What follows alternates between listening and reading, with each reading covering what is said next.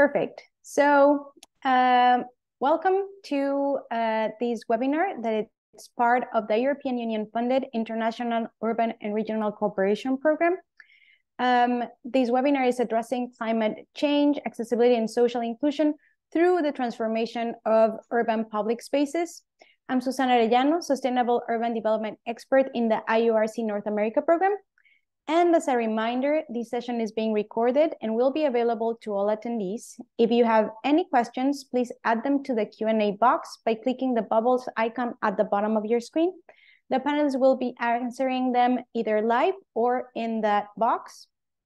And I want to say that I'm delighted to have in this session 3 entities that have been working together for the past 2 years as part of the IURC North America cohort. These are one of the few trios we've ever had, and these are the Barcelona Metropolitan Area, Boston, and the Northern Virginia Regional Commission. And we have been exchanging knowledge around topics such as mobility, affordable housing, nature-based solutions, and different urban planning approaches.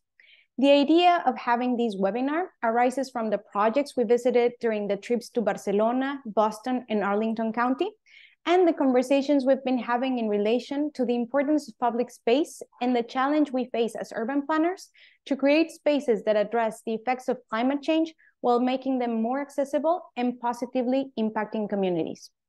We will start with the City of Boston presenting the Moakley Park Vision Plan, which transforms one of its largest waterfront open spaces from a largely single-use recreational facility into a resilient and multifunctional community park. Then we will pass the floor to the Barcelona Metropolitan Area, who will present the Avinguda del Vallès plan. I hope I said that well, Joan, which is an integrated action plan fostering public transport and active mobility, reducing social segregation, and unlocking opportunities for urban regeneration. And last but not least, we will hear from Arlington County about the Crystal City project. These are the recently developed Amazon headquarters, which have produced a ripple effect of redevelopment that removes hard boundaries between businesses and the surrounding community, between built structures and nature. After each one of the presentations, the experts from each project will answer questions and discuss how these solutions can be replicated in your cities. And now I would like to welcome our first panelist from the City of Boston, Lisa Mayer, Chief Landscape Architect, Hannah Wagner from Climate Resilience Project Manager, and Kathy Baker Eclipse, Director of Design and Construction. So the floor is yours. Thank you so much. My name is Kathy Baker Eclipse. I'm the Director of the Capital Plan for Boston Parks. I'm joined by Liza Meyer, who's the Chief Landscape Architect for Boston Parks, and Hannah Wagner, who is from our Climate Ready Boston team in the Environment Department. Boston Parks and the Environment Department are under the same cabinet, so we work together closely a lot, and you'll see a lot of the work that was done by Hannah and her team, both before and after part of Moakley Park moving forward. So Hannah, can we have the next slide? So Boston is facing 40 inches of sea level rise in the 2070s. This rendering shows what a 100-year storm would look like. We've completed plans for Boston's 47 miles of coastline and have been leveraging the city park renovations as opportunities to build resilience incrementally. I want to point out 3 parks that we've already delivered. And also highlighted is Moakley Park in the middle, that's highlighted by the circle. South of Moakley is McConnell Park, which is a largely recreational facility with a playground and some passive areas and a parking lot. And the resilience was largely to protect the abutters in their residential homes through a granite block wall that protects those homes from rising tides.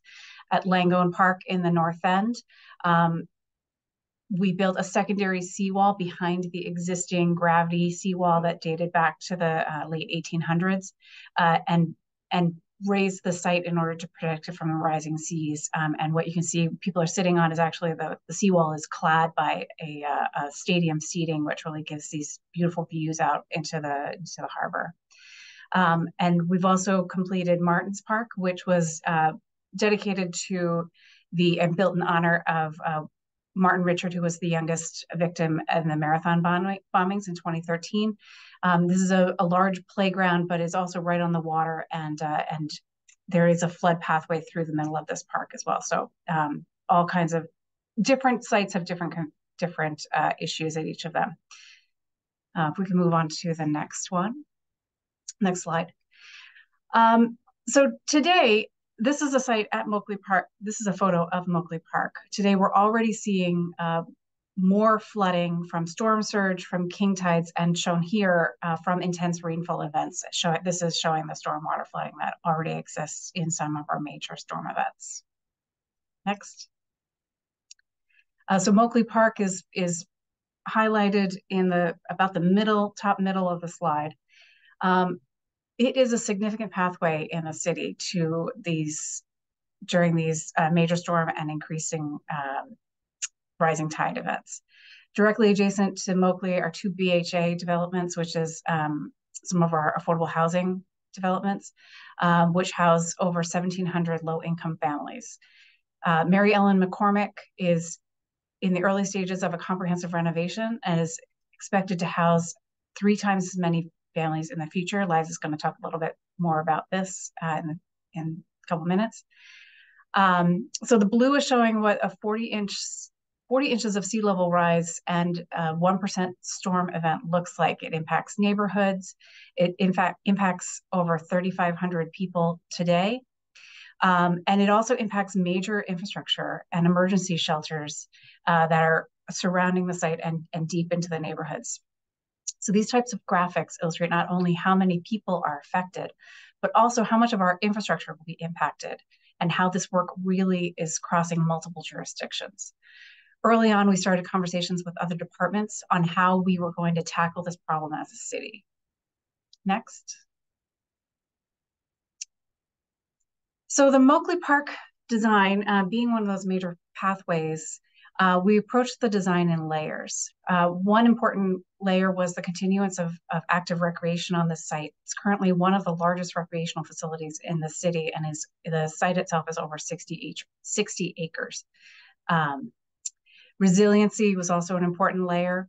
Boston is not only getting more dense and as those pressures increase, there's additional need for that open space to also increase exponentially. So how can our parks provide more? How can we address stormwater, coastal flooding, and extreme temperatures?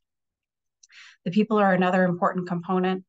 Once Moakley Park is complete, it could be part of Boston's most spectacular stretches of waterfront parks. So how do we create an active park which is inclusive and reflects the diverse existing community of South Boston residents, but also future residents to come? How can we design and program to promote social connections and resiliency? Our outreach strategy was also an important component. It was multifaceted with open houses, bike tours, bus stop posters, movie trailers. It was important to identify community organizations and going to their events, and those events are still ongoing. So what resulted was a community-driven plan that enhanced active recreation, improved the drainage, improved the lighting, improved the physical facilities at the site, and built around a resilient landscape with stormwater management that included floodable courts and an important berm flood protection barrier that runs parallel to the harbor. The community was also an important piece of this, creating more community amenities along the city edge that are family focused, with unprogrammed spaces for pickup games, a community building space, amphitheater for events, multi-use pathways, and expanded play experiences. Next. So these are just a couple of bird's eye aerial views I'll run through pretty quickly. The berm is kind of in the middle next to the building, and the harbor's on the left. And you can see that coastal landscape between the berm and the harbor is an important piece of the coastal resilience strategy here to try to mitigate the wave action. Next. This is a section, the harbor is on your right in this, but it's really showing how that berm is nestled into the programming of the site by programming one side of it with an amphitheater and community space, and the other side is more of the recreational side. Next. All right, I'll turn it over to Liza. Great, thank you, Kathy. I want to zoom back out again and talk about the larger context of the Moakley Park project.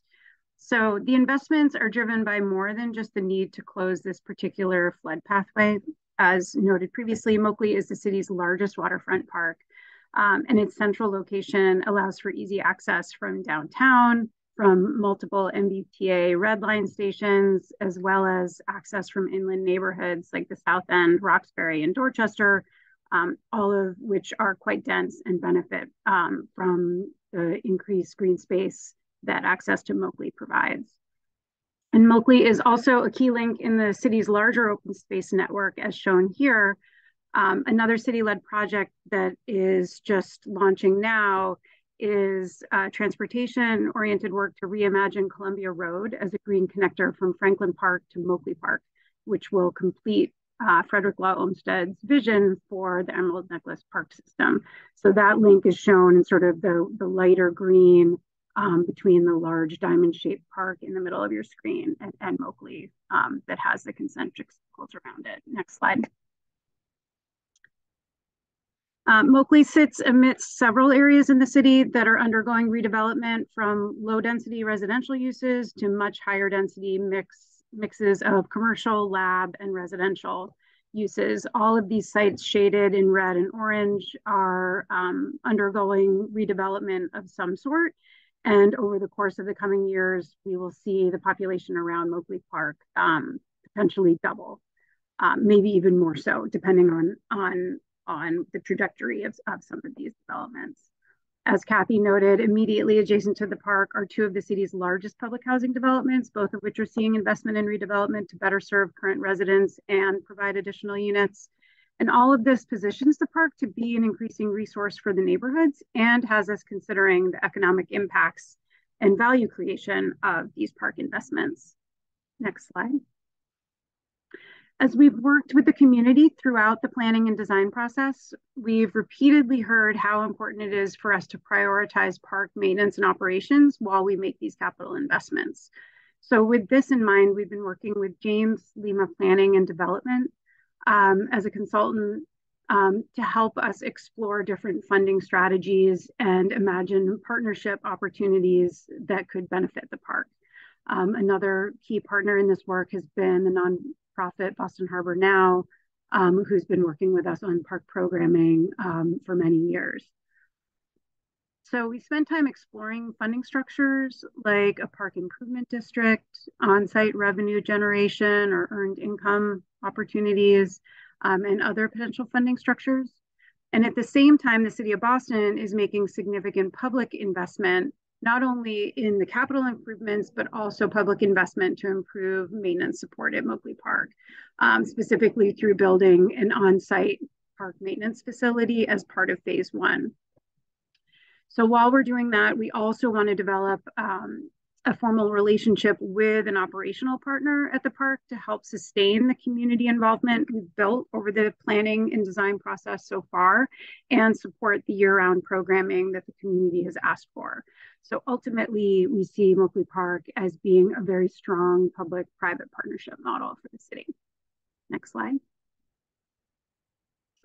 And zooming out even more, as the Moakley Park planning and design work moves forward, so to do some other projects surrounding the park. So Moakley is, we're now looking south. We're seeing the stadium, the existing stadium at Moakley Park in the foreground of this image.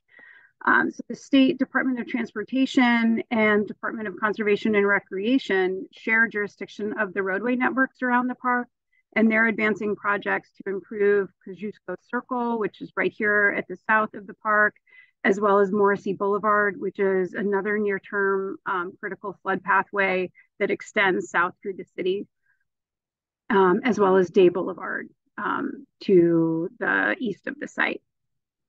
You can go to the next slide. Oh, before we do though, I just want to point out, can you go back for a sec?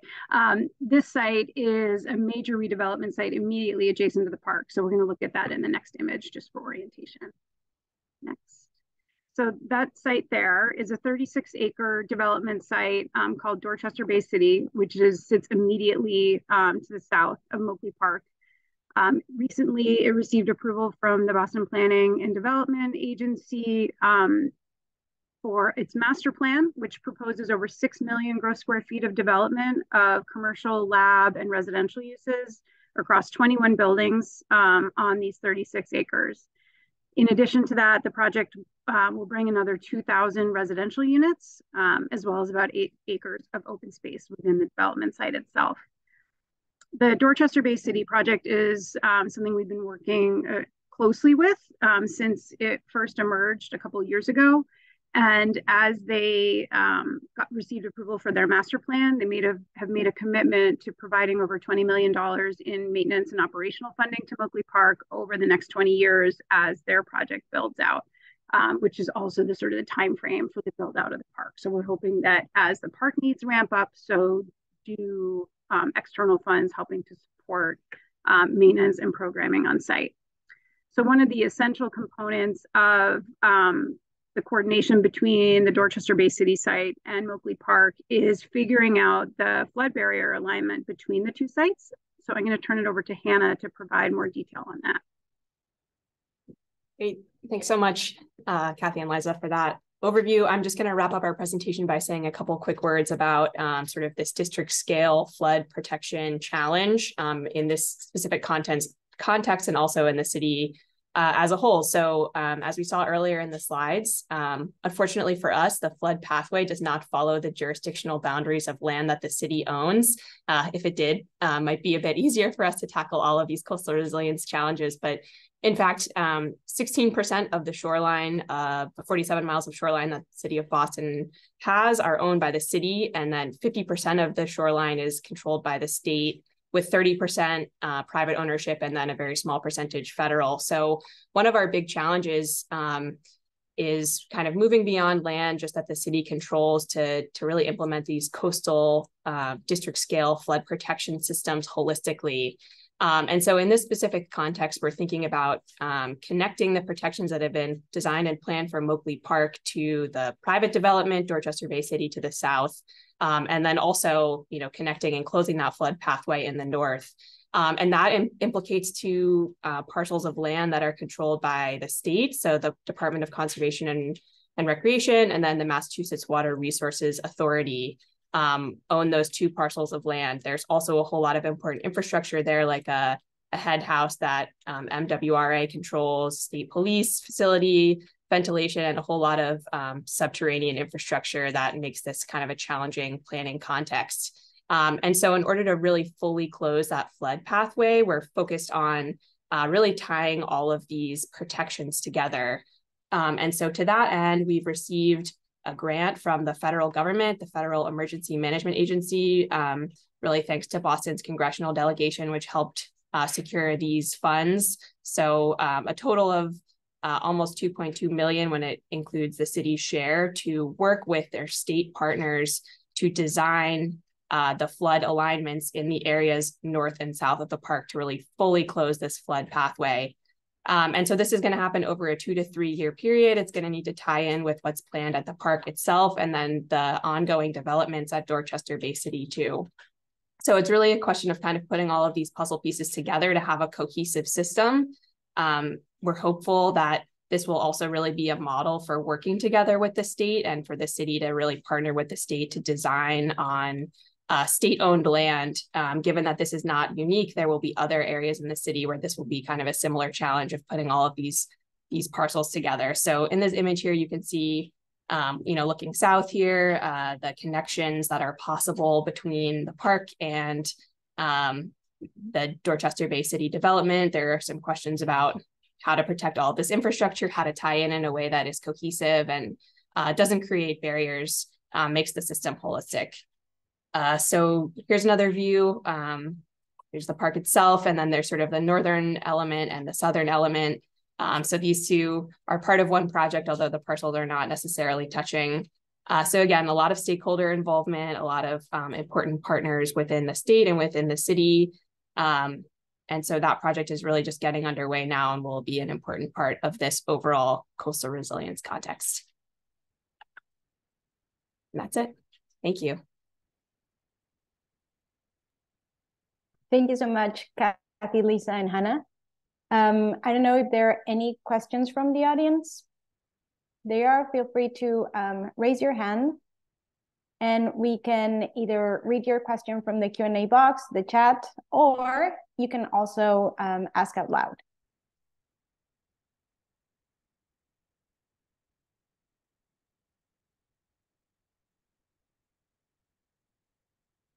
Well, while attendees think about any questions for you guys, I actually have a question. So what was the process for stakeholder involvement? Because it seems that you're managing so many pieces, and I would like to know if you had different type of processes for different types of stakeholders, or if you had kind of a global thing and everyone still sitting kind of together at the table while these processes are ongoing, or how have you approached it? You want me to take that one? So yeah, the stakeholder, I'm sorry, it's a little bit loud here. The stakeholder engagement is an ongoing process. We started, I think it was like in 2017 with the vision plan and that had a community involvement perspective. And we really tried to, we knew that engaging with the abutters in those the nearby low-income housing developments were going to be a really important part of making sure that equity was put at the forefront of our thoughts. So we did a lot of engagement directly with them, going to some of their meetings, inviting them into the park, and have also partnered with a local nonprofit called Boston Harbor Now to really keep that engagement moving forward. They program a lot of things in the park to invite people into the park for events. This weekend, if you're in Boston, they're planting daffodil bulbs throughout the park. And they have seasonal events. They also have monthly cleanups. So a lot of things, a lot of fun things, and trying to partner also with those state agency parks that are right on the waterfront to try to share the landscape and really make this seen as part of a larger waterfront park system. So those are in addition to kind of design meetings where we host a conversation about what the park should be, what the plans are, how we're going to be approaching this, what the timeline is. So there's a broad strategy across a lot of different ways of engaging with the public. Thank you. And when you were having those conversations, I wonder, because we've seen or we've heard from the different cities that participate in our program, that sometimes when they have been doing public engagement, they don't sell it as this is to prevent flooding or as related to climate resilience, but more of as, for example, in the case of Barcelona Metropolitan Area, they focus a lot on health. In others, they focus, I'm guessing in your case, with recreational activities and giving people a park. But I also have seen an increase in these events that have taken the news worldwide and who have been pushing people to think that actually this is something that we should be working on, preventing fires, flooding, and other effects of climate change. So what have you been hearing from these communities?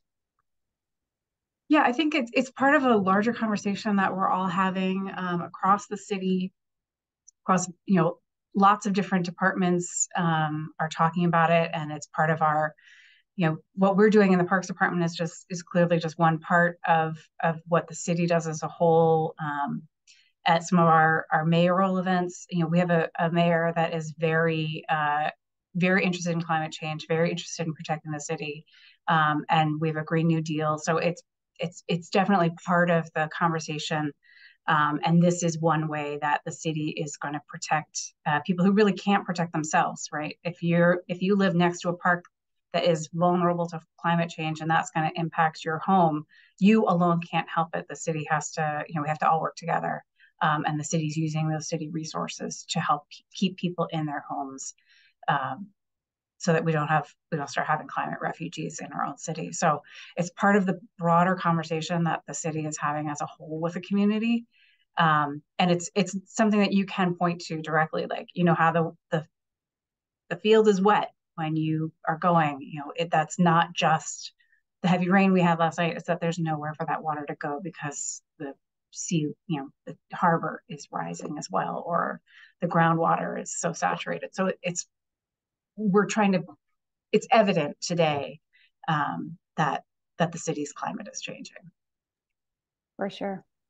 Thank you so much for your presentation. For the audience, feel free to add any other questions in the Q&A box or raise your hand. And now I would like to move on to our next presentation. So I would like to welcome Joan Caba from the Planning Department at the Barcelona Metropolitan Area. Joan. Thank you. Can I share the screen?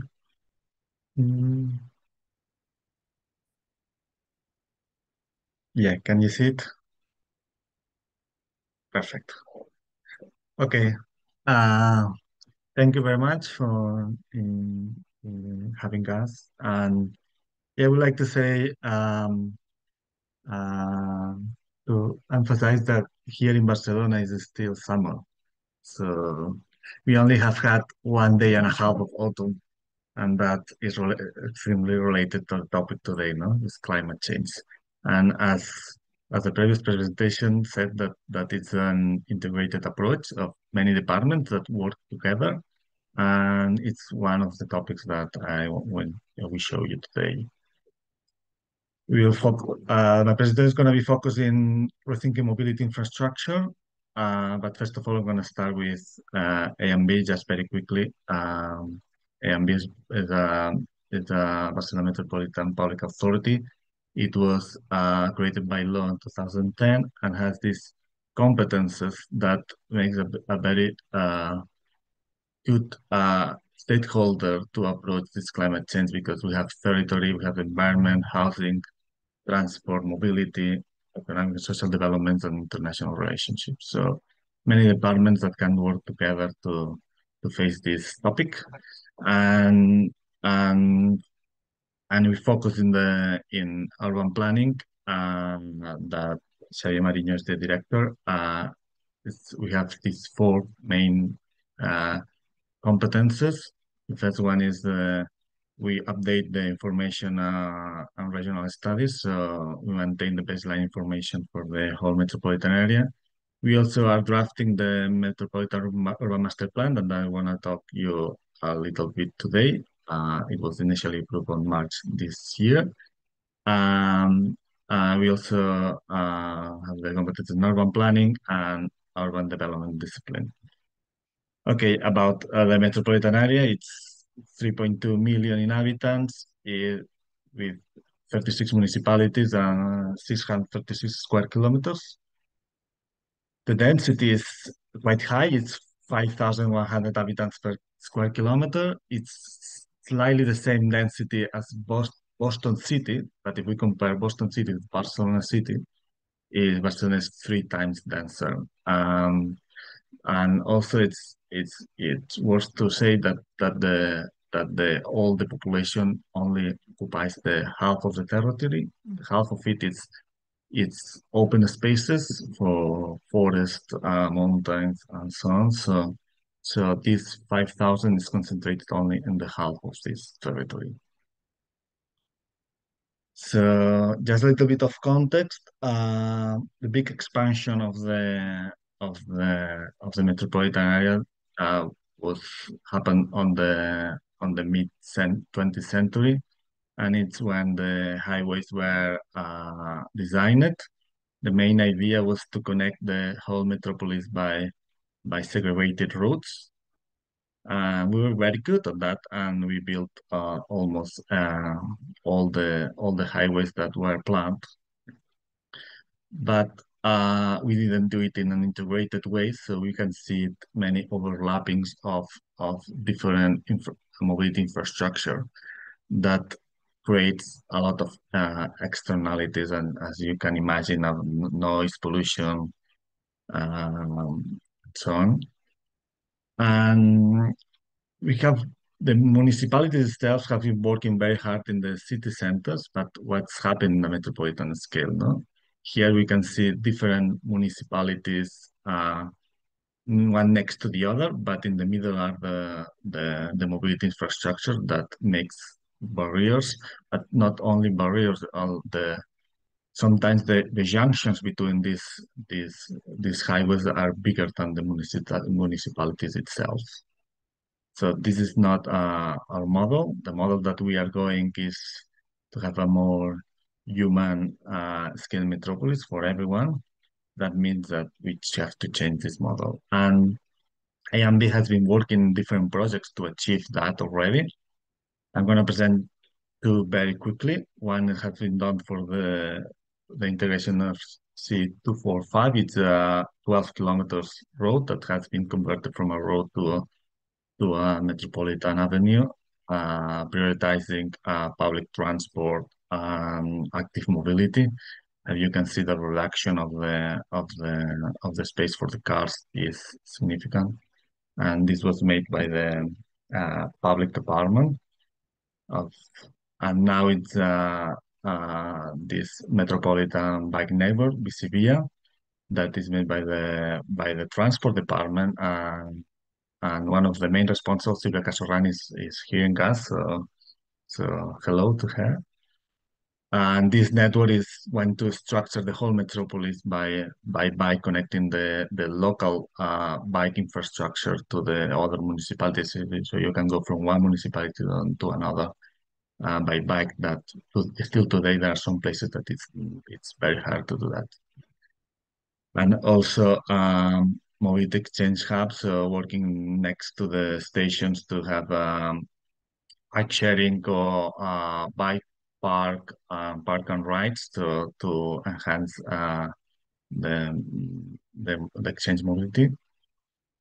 And now I want to present the Metropolitan Master Plan that was drafted with one of the departments of the department I'm working. This plan is a urban master plan for the whole metropolis that it's fixing the main priorities for before 2050. So, and in terms of mobility, it says that we have to reduce the number, the car share, so the mobility share for cars, half of it. So now it's 30%. We should arrive to 15%. As you can see, 30% is quite good already. So we have 50% by walk, active mobility, 20% to public transport, and 30% car. But because we are very dense, there are very dense cars, so we need to reduce it quite substantially because we have problems with congestion and health, air quality, and so on. So, and how this plan is planning to achieve that mark is one of the main strategies is green corridors. Is a network of green corridors that connect your home with your local square, with a big park and the large open spaces that I mentioned before. The other one is the Metropolitan Avenue, and that's a network of metropolitan civil access that links the whole metropolis. So now it changed. So now the metropolis will not, the main structure of the metropolis will not be the highways, will be avenues that prioritize public transport and active mobility. And the Avinguda del Vallès is one of them that you can see it here on the left of the image, and the right of the image, sorry. And then the other strategy is a polycentric development. So try to make other centralities around the metropolis to try to reduce distances. So if we reduce distances, these distances could be made easily with public transport and active mobility. So, but how are the metropolitan avenues today? So some of them are already built. So the top left image is Avinguda Diagonal, that is already an avenue. The idea of metropolitan area we have on the head. But when we are going right down, they are less developed. So the top right is Carretera Real, that the channel is already built with public transport and active mobility, but the surroundings are not well intensified. The other one is a road, and we already have the bike lane, but the surroundings are still disconnected to the avenue. And then in the bottom right, it's a highway that it has to have all the steps to be integrated. Okay, so for these highways, we have done some internal work, so how to integrate could be integrated these highways, and also we have done international competitions, so how these highways could be transformed to integrated to this metropolitan avenue of network. And we also have participated in international projects like the Urban Reconnect with 8 metropolises, European metropolises. And the aim was to rethink, reuse, recycle, and regenerate this mobility infrastructure to be more dynamic, sustainable, equitable for everyone. And we created this methodology how to integrate this mobility infrastructure. And so it's not only about the infrastructure itself, but it's also what's happening around it,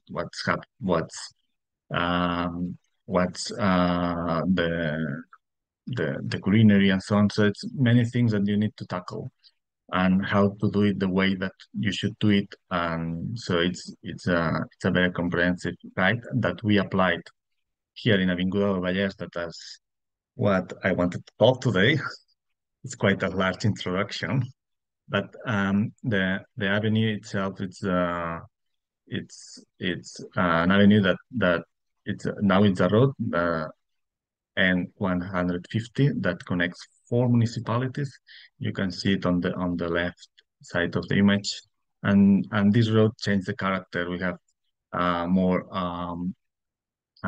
like inside the municipalities is more integrated, but then when it goes between municipalities, it's like a road, and also it's part of the junctions with the highway and big infrastructure. So it's a very complex site with different character, but also with different owners. It has the regional government has part of it, and the municipalities own another bits. So and also there is the railway administrator as well, close to it. So it's many stakeholders that we tried to with this uh, European project, the URBAT one. They have a very precise methodology that put on the table all the stakeholders from the beginning. And as what we did, we put the 4 municipalities part regional government from the beginning in the group core, but and then for the we created different co-creation meetings with the same group core, but also invited other stakeholders like NGOs, citizens for the different municipalities. Also, we've done another group that is the compromise that we said the compromise with the elected representatives of the 4 municipalities plus the AMB, and then we made some events open to all citizens. So for the whole process, we've intervened more than 2,000 people.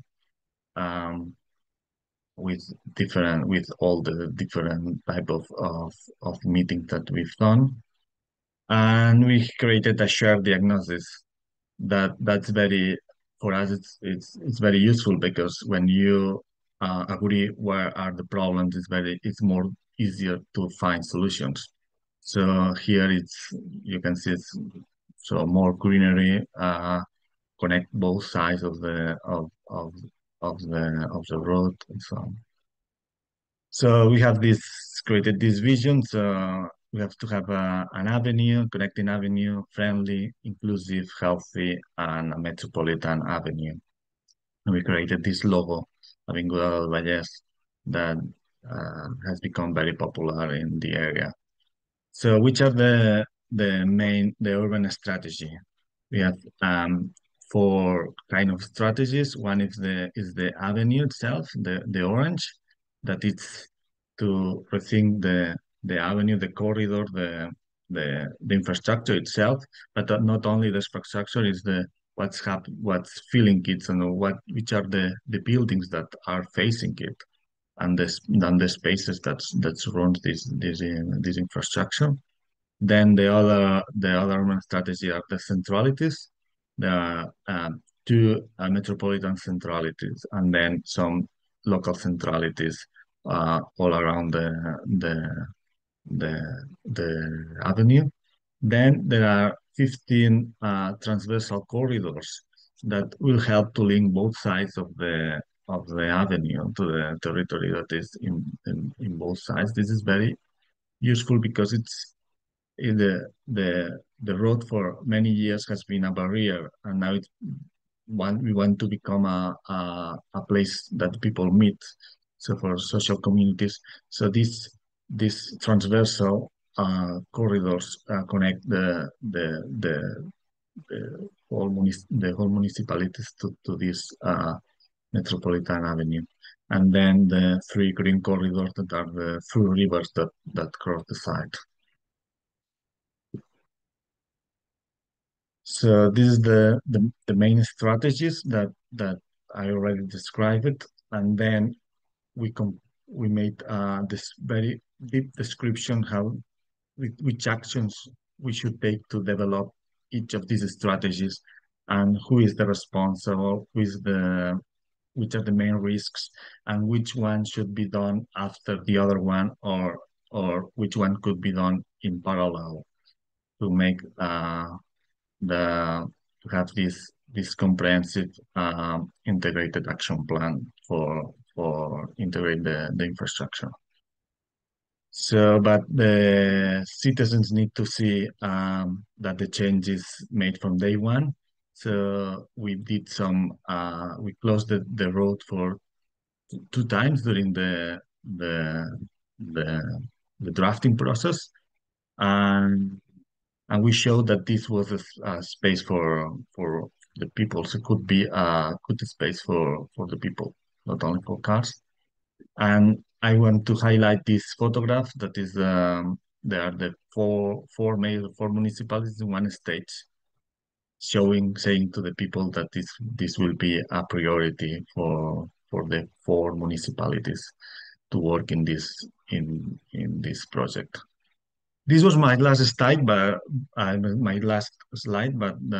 show must go on, and we are now continue developing it. So the public space department has had the leading now in redesigning making a project to redesigning all this metropolitan avenue, and they've done for now kick off a workshop. So they walk all the avenue with the local stakeholders and the municipalities to see the main problems that the plan show, to see it on site and to discuss it. And then now there are 4 teams working on that in parallel. They have meetings every week, and they have also meetings with other departments of AMB and municipalities to make this integrated approach, and also working with the regional government with the junctions with the highways, so, and collaborating with the universities. So we are in the right track, I think, but still a lot to do. So thank you. Thank you, Joan. I don't know if there are any questions from the audience. I actually have questions as well for you. So my first question would be related to also the activation of the whole avenue. I'm sorry about that. You probably are hearing a lot of noise. Give me 1 second.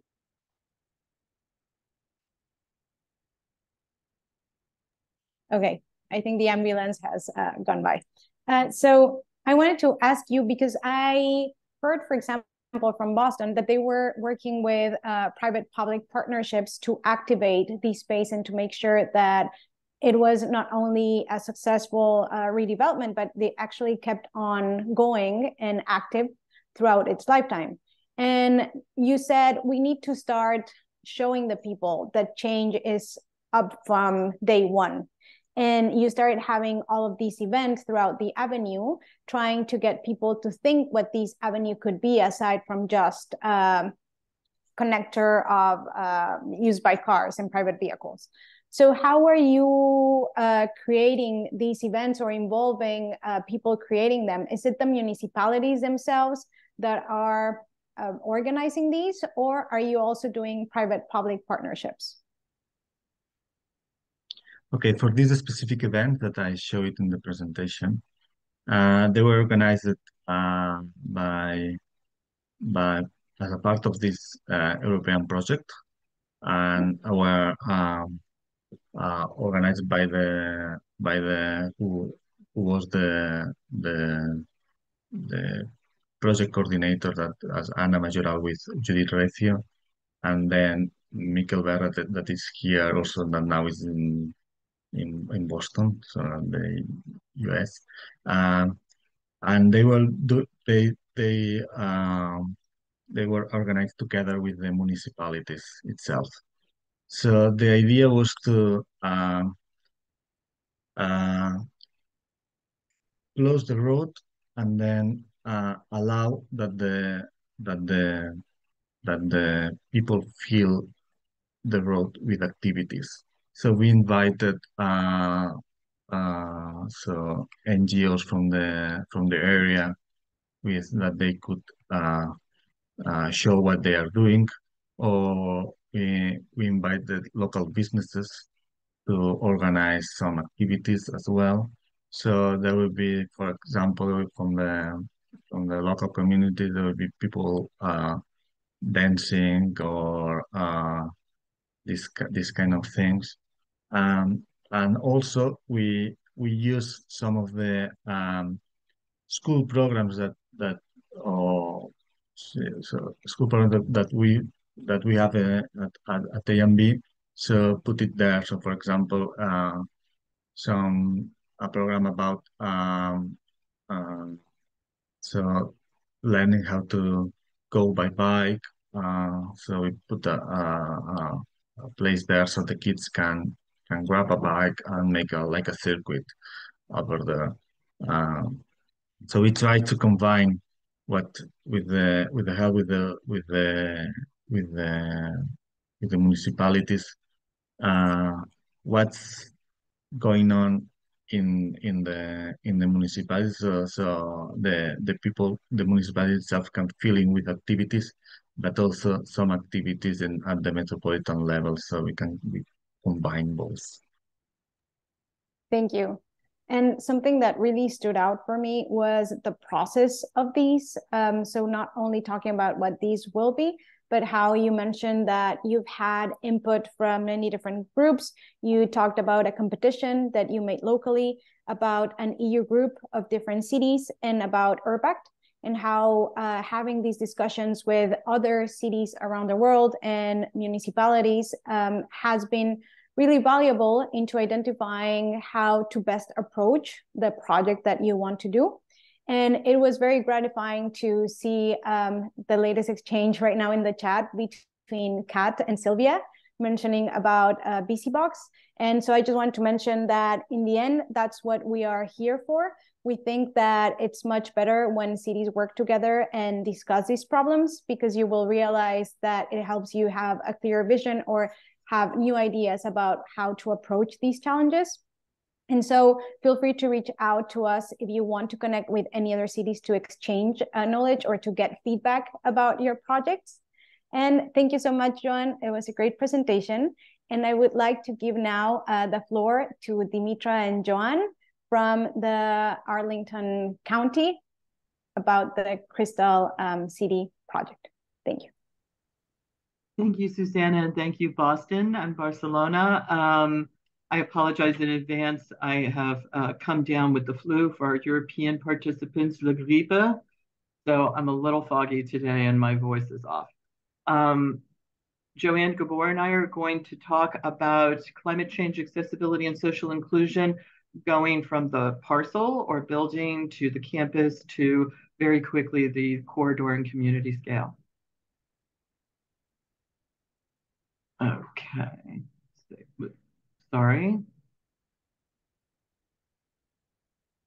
Oh, we're having a little bit of, okay, there. Very quickly, so the Arlington context is they have a very, very motivated constituency in both residences and businesses. But like Barcelona and like Boston, we are very densely populated, over 9,000 residents per square mile. In addition, Arlington is only 26 square miles. So it, and when you take away the federal installments like the Pentagon, the Arlington Cemetery, and others, it's really around 19 square miles. So really, when you talk about opening up the public space and adding connectivity and accessibility, what you're really left with is how can we innovate to remove the barriers or the hard stops between the business and the campus and also the residential. Another challenge that we do have is that Virginia law does not allow for local rule in building codes. And the building code of Virginia is typically and historically around 6 years behind an international standard. So back in 2000, in order to focus on how can we stimulate the adoption of green, sustainable building design and construction, the Office of Air, which is the climate, energy, and resiliency hub of the county's government structure, developed a program called the Green Building Bonus Density. And what it essentially did is it bartered bonus density with developers in return for reach codes or stretch application of design and building. I'm not going to read this. This is going to be a very brisk presentation. We've provided Susanna with an expanded PDF so she can provide all of that to you for additional information for future reference. And Penn Place, or Amazon's HQ2, its second headquarters in the United States, really went beyond. There were 4 tiers in the Green Building Bonus Density program, and they actually went beyond voluntarily the 4th tier. So these are the principles and precepts. I'm not going to read through them. They're really very, very critical ones here about incorporate nature, embrace diversity in the built environment, and be opening and welcoming. You're going to see, however, all of these principles relatively restated shortly, but on the community scale. So this really is the template for how we had to approach building and development, of course. So this is a brief overview of the park. They have the Metropolitan Park, which is their campus. There are multiple buildings. During the construction, and there's more to come, they have managed to divert from the landfill a number of materials by doing conservation and reuse. Met Park is also powered with 100% renewable energy. The county partnered with them on a brand new solar farm down in the southern part of the state. So the county also has 100% of its government operations powered by renewable electricity. Again, going briskly through building envelopes outside the building, Amazon adopted a design approach that really took the building envelope with glazing, with orientation, also with terms to biophilic measures and wildlife compatibility. It's bird-safe glass. They have external shading to balance the cooling. So really, the outside of the building substantively adds to the energy efficiency of the buildings themselves. And then when you go to the inside of the building, there was every opportunity to recycle and reuse materials, including these very extensive series of 70-foot long timber beams that were reused. They used low carbon concrete. They also used applied a number of measures for water reclamation, reuse, recycling, and upgraded equipment and operational systems so that they're able to meet a 50% savings below code on their water efficiency. And then it's also where nature and these measures start to converge also in the interior of the building. Again, electric vehicle charging, going and defaulting to those natural forms of materials, the water conservation and reuse, thermal energy storage, and the systems are combustion free. So they have major systems that do not depend on combustion-based systems like gas. And then, of course, the greenery that you're going to see shortly outside has been brought into the building itself. And it just proliferates the system of green infrastructure throughout the building interior. Here you see the exterior use or partial use of green infrastructure. The green roof extends to approximately 2 acres. The landscape is native. They have a heavy focus on pollinators, and they also reconstructed the soil in order to make the adaptive reuse and just optimal reuse of natural rainfall. And then, of course, when you go into the plantings, there's also the issue of stormwater. So, for example, throughout the campus, you see these suspended and raised sidewalks. That allows for them to incorporate water, stormwater measures, and taking that water and actually being able to retain it for reuse. And here you see a rendering to the right of the full campus, including the helix, and you can see the green infrastructure that proliferates throughout. Again, this is a more colorful rendering of the campus. And again, I'm not going to read these, but you can see here where what has happened is they brought open spaces and green spaces and a number of different areas that really bring not only workers from inside the building, outside those buildings, but it also erases that boundary between the community, the surrounding community, and through this and also a certain level of ground floor retail, what they've done is they've turned their campus not just into a work hub, on a national scale, but they have made it a community asset. They've made it a destination for recreation and for economic stimuli. This is briefly just a listing of some of the basic design measures and concepts. But one thing that is really worth pointing out, and I'm about to turn it over to Joanne Gabor to talk more extensively about it, is one of the brilliant strategies of HQ2 is its location in a district that is transit rich and diverse. So without further ado, I'm going to turn it over to Joanne. Thank you, Dimitra. As Dimitra mentioned, while the sustainability aspects of the buildings are important, we also look at the locations. Arlington County is about 26 square miles, and we have about 42 million square feet of office space, but almost 90% of that office space is located in the metro areas. So we have 2 metro rail corridors, the Roslyn-Ballston corridor and the Richmond Highway corridor, and we have a premium bus service corridor, which is the Columbia Pike corridor. We also have about 60% of our housing located in these transit corridors. And this is facilitated through our GLUP, which is our general land use plan, our comprehensive plans, and our master transportation plan. Next slide.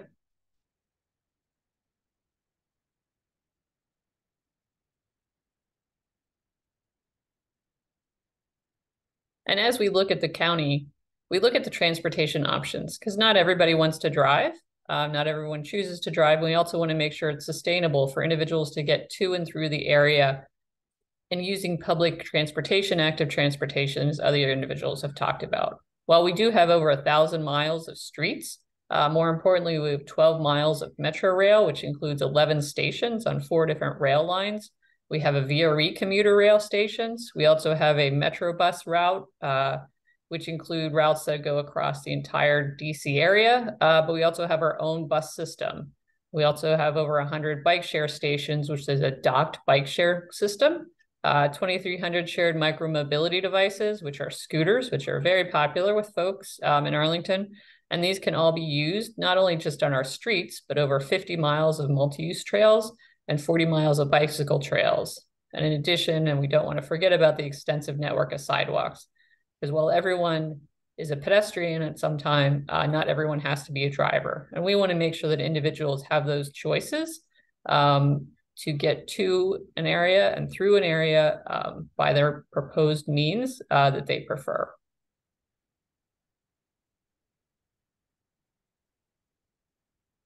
And so in the Crystal City area, where the Amazon HQ2 is located, over the last couple decades, we have developed 2 sector plans and a small area plan that is stitching this area together, because we want to make sure that these communities have an integrated vision and make sure it is cohesive, because we want to make sure that folks can get to the area, through the area, and it doesn't feel disjointed. Next slide.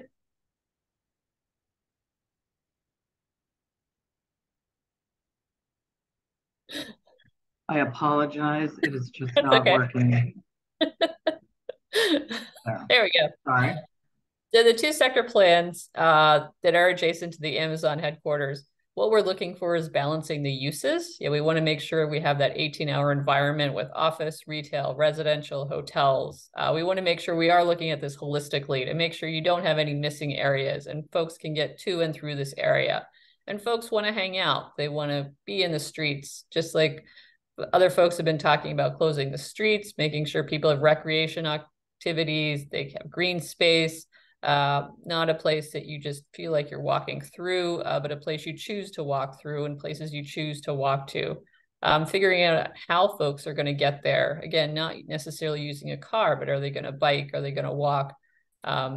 And as part of this, while we are looking at the transportation system and the grid system of the layout, we also want to make sure we have those sustainable design elements for the buildings. And most importantly, we want to welcome everyone from throughout the country, region, and the world. Next slide. And so this is a slide that just shows what the frontage of the Amazon Met Park buildings look like. And this is what we are looking to replicate throughout the county. We have travel lanes, we have a bus stop in the near ground. We do have protected bike facilities on both sides of the street. And we do have this wide sidewalk area with some green space, place for folks to hang out. They can relax, they can talk to their friends and meet individuals. So it's something that you want to be, someplace you want to be, someplace you enjoy walking through and you feel safe walking through. And this is what our goal is. Again, for folks to not have to drive a car if they don't want to, and figure out how they can get places and enjoy that area. And with that, I'm going to turn it back over to Demetra, who's going to talk about Plan Langston Boulevard, which is an area that, while we have done some planning in Crystal City already, now we're looking to the future of a different corridor. Demetra? Very quickly, I'm going to go through this. Plan Langston Boulevard. Langston Boulevard is a corridor that runs east-west in the northern part of the county. It is approximately 4 miles long. It crosses over a number of zones, at least a dozen watersheds. This was an area that was developed, this corridor, predating a lot of regulation. So it is heavily impervious. It has hard surfaces of sidewalk, concrete, and asphalt throughout. I'm not going to read this, but again, economic sustainability, environmental resilience, and equity, again, were the chief foundations of this master plan. Looking back to that earlier template of the foundational principles for HQ2, you're going to find those essentially mirrored and upscaled to the community scale for Plan Langston Boulevard here. So again, you're going to find just corollaries in all of the outcomes that were sought. Very briefly, this is transportation goals. So you can see the connectivity, really integrating complete streets because presently it is impervious, pedestrian bicycle networks, really enhancing the traffic, the transit diversity and choices, and right-sizing the parking. Public space, there are numbers. They're looking to expand those in the redevelopment of Langston Boulevard and also to add additional community centers as well. And here, the tree canopy coverage and the stormwater framework. We do have issues with inland flooding that are quite significant in Arlington, and there are a number of sensitivity and vulnerable areas along this corridor. The tree canopy is going to be really important. I do want to take a moment to shout out Barcelona's urban heat island plan that we had the pleasure to see and become acquainted with when we were there last October. We're really looking as, worldwide, we're having an issue with extreme heat and the intensity and the duration of those events. And these are just before and after. As you can see, I said it's impervious. And if you look at these top three photographs, they are very indicative of the original building approach, which happened roughly between the early 50s and the early 80s. So you can see that it's not climate facing, it's not resiliency conscious, and it also is not a place that really invites people for socialization and for people to get out and placemaking where people can intermingle. Another really important part when I talk about the equity of Plan Langston Boulevard is you're looking at building height waivers and bonus density and other incentives so that developers and redevelopment will commit to affordable housing minimums. So with that, again, we're offering an expanded one, but we want to open it up and be mindful of the time for questions. Thank you, Dimitra. I don't know if there are any questions from the audience. I actually, after hearing also about your Langston Avenue project, I feel we should have kind of a trio now, exchanging Langston, Avinguda, and the corridor connecting Franklin and Moakley, because I think that probably you could learn about it from the experiences of each other a lot. And Dimitra, I wanted to ask you about how the process was working with Amazon. We know that many cities were very eager about bringing the Amazon headquarters, where there were others like New York City that were like, no way, we want here Amazon. And so I know that it was probably a very complicated situation in which both stakeholders were looking for different things. And I think that when you're showing us how much you advanced around public spaces in that project, how was that conversation like? And how did you manage to make sure that the community around was involved? I'm going to turn that response over to Joanne because Joanne was the primary liaison for the county, and she was really the orchestrator and the conductor of that process. So Joanne, I'll leave it to you. Thank you for that question. As others have mentioned, public engagement is really important to us. It was really important to Amazon. And one of the things they always talked about was they don't want it to seem as they're just a building that's coming here that's insular. They want to integrate themselves into the community. And so they worked really hard through the county public review process of the project, but also they did a lot of community engagement on their own because they want to make sure what is there is something that the neighborhood wants to come and visit. They do have a very large park. They do a lot of activations, farmers markets, movie night, jazz night, dance classes, fitness classes. So it's something that they have been very thoughtful and forward-looking into how can they work with the community and what is the community looking for so that we, from a county benefit, but they also benefit. And it's also for their workers because their workers are going to be living in this area and working in this area too. Thank you, Joanne. And I would like to close up by saying that it was very interesting to see that all of these projects that you've presented have a very integrated approach. We could see how you have been involving so many aspects of mobility, nature-based solutions, and others, and public participation, which is very important for us. And I would like to tell to the audience, feel free to let us know if you want to connect with any of the experts here for questions or other specific projects that you would like to discuss. We will be sharing the recording with all of you. And we have now a new feature on Zoom that on the lower part of your screen, you'll see resources. And in those resources, you can actually download the presentations and you will be able to find links to two things. One is the IURC website where you will see all of the cities in our cohort and some of the best practices from these cities.